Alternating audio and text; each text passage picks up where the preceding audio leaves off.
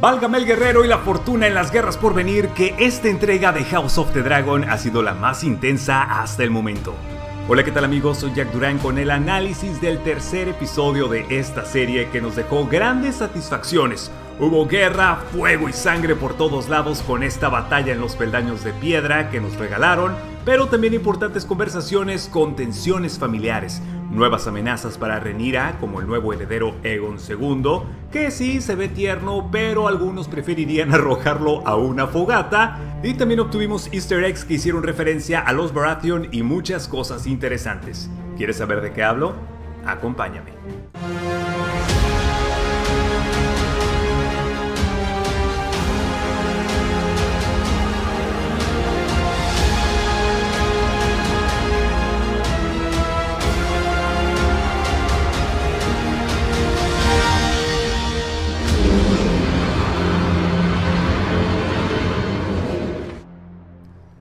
Y sí, el corazón aún nos late fuertemente por todas las sorpresas que obtuvimos y créanme que hay bastantes pistas y referencias a desentrañar.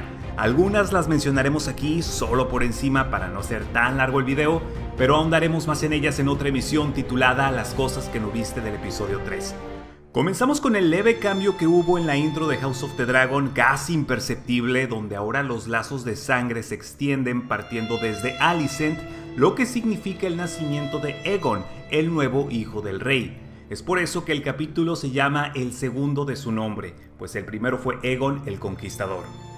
Iniciamos con el ataque nocturno en los peldaños de piedra, donde Daemon quema a todos los piratas con Caraxes, y esto es todo un deleite visual, no solo por la iluminación y lo implacable de esta bestia furiosa, sino porque nos hace recordar a cuando Daenerys hizo una barbacoa con los soldados Lannister.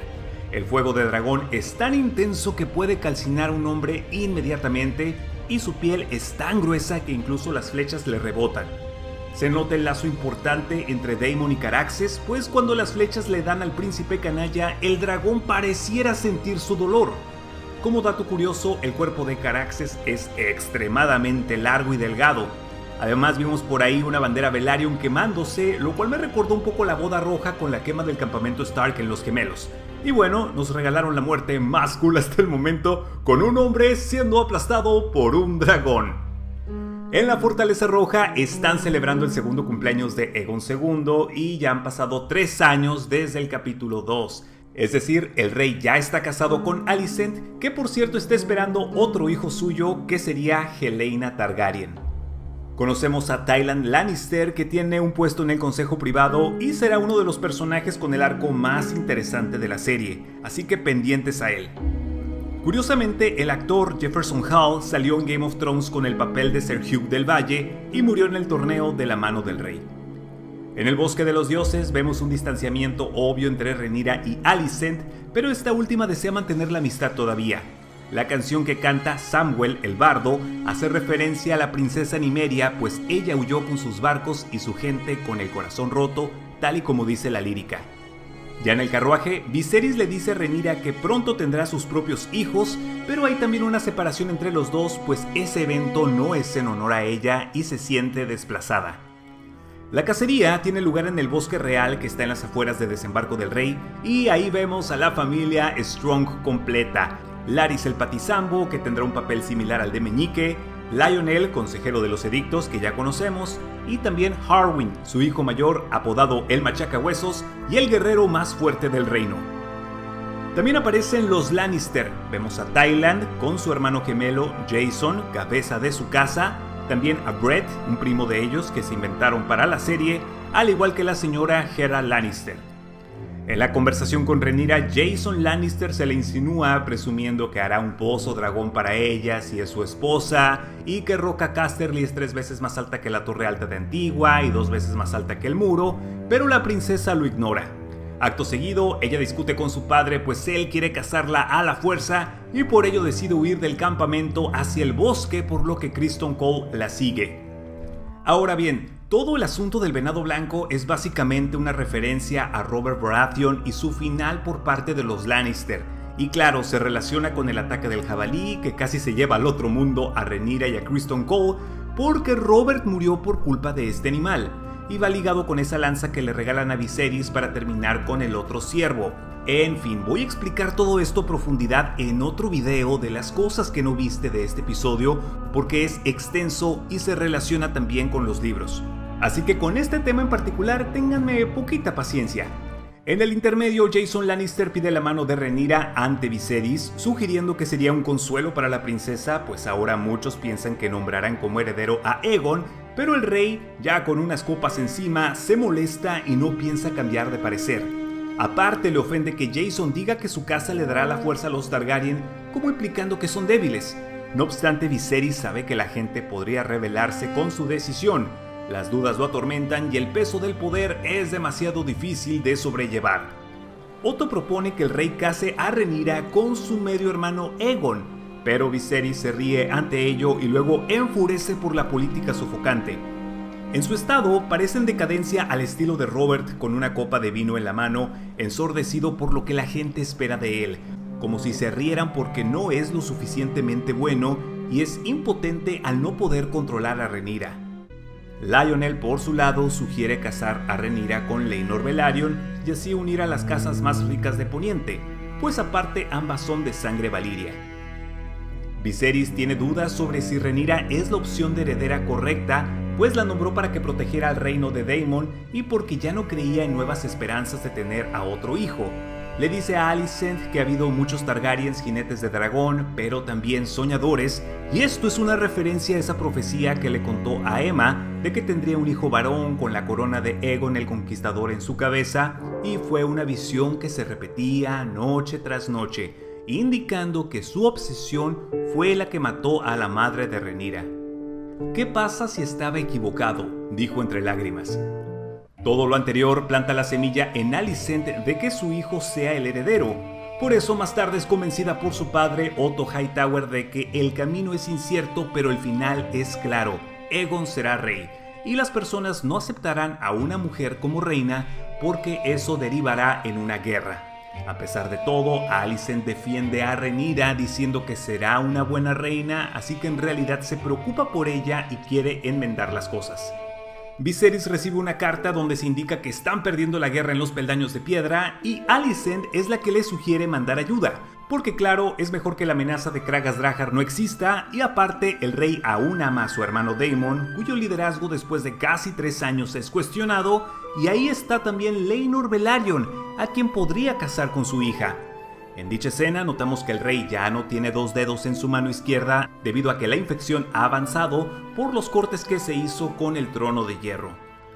Rhaenyra teme que la reemplacen con Aegon, pero Viserys la tranquiliza diciéndole que no será suplantada, jurándolo por la memoria de su madre, e incluso le da libertad para escoger a su pretendiente. Ya en los Peldaños de Piedra, Corlys menciona las fuerzas que les quedan. Vemos a varios barcos hundidos, están perdiendo porque es una guerra de guerrillas, los arqueros desde una posición alta cada que los atacan se refugian en las cuevas y los bombarderos, es decir los dragones, no pueden con eso. Muy similar a la guerra de Vietnam o contra los talibanes por las estrategias del enemigo y porque Estados Unidos con todo su poder no podía cambiar el resultado. Vemos a Laenor, el hijo de Corlys, ya crecido, que propone mandar una carnada para que Kragas salga de su escondite. Detrás de él está Joffrey Longmund, que es un amigo suyo muy cercano a él, pero ya lo veremos después. El caso es que Daemon será el kamikaze, pues cuando el príncipe recibe la carta de Viserys, donde le dicen que la corona enviará 10 barcos y 2000 hombres para apoyar en la causa, pues ya te imaginarás, Daemon se siente como una decepción, más aún si tiene que recibir ayuda de un rey a quien considera débil. Así que en un acto impulsivo decide sacrificarse e ir solo a la isla para acabar de una vez por todas con la guerra.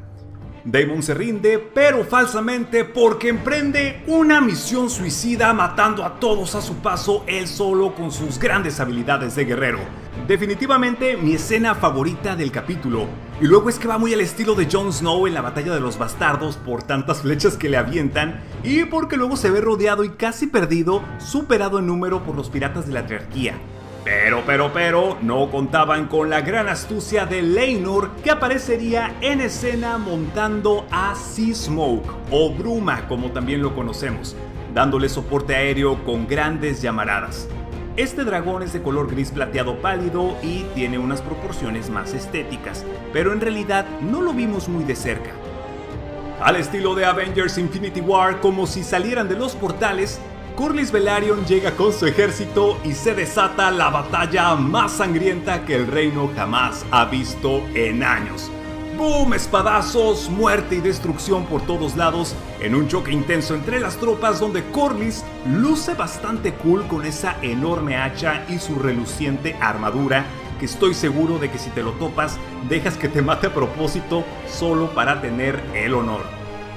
Y aquí hablemos un poco de Kragas Drahar alias Don Cangrejo, que entiendo es un villano de relleno y toda la cosa, lo importante son los Targaryen y la lucha interna en su familia, pero no me gustó que nunca se tocó el asunto de la Soria Gris, el por qué tiene una máscara de los hijos de la arpía, por qué atributos lo llamaron príncipe, si resulta ser el más cobarde de todos al ocultarse. Tampoco lo escuchamos hablar ni hacer una declaración de intenciones y bueno, creo que la enfermedad lo estaba consumiendo pues ya era avanzada y por eso no decía nada e incluso creo que no veía de un ojo, solamente movía la cabeza como zombie de The Walking Dead para dar instrucciones y lo peor es que no hubo un mano a mano contra Daemon Targaryen, un pequeño duelo o algo. Entonces eso me dejó un poco bajoneado ya que en los libros sí combate y Daemon le corta la cabeza, pero aquí se le fue la mano y fue la mitad del cuerpo. Eso para mí fue el único punto cuestionable del episodio, pues ¿para qué crear este aire de misterio en torno suyo con tantas pinceladas de fondo si al final es un recurso que no se va a usar o explicar el por qué? Por lo demás, estoy muy contento, este tercer capítulo fue muy balanceado en todos los aspectos, especialmente por el gran impacto que va tomando la trama y claro por los easter eggs, los diálogos y la acción que estuvo excelente. Así que de aquí en adelante estoy seguro que todo seguirá yendo cuesta arriba. Y de esta forma hemos terminado. No olvides suscribirte al canal y activar la campana de notificaciones acá abajo para estar alerta de nuevo contenido. Por mi parte es todo, muchas gracias por estar aquí, mi nombre es Jack Durán y nos vemos en otra emisión.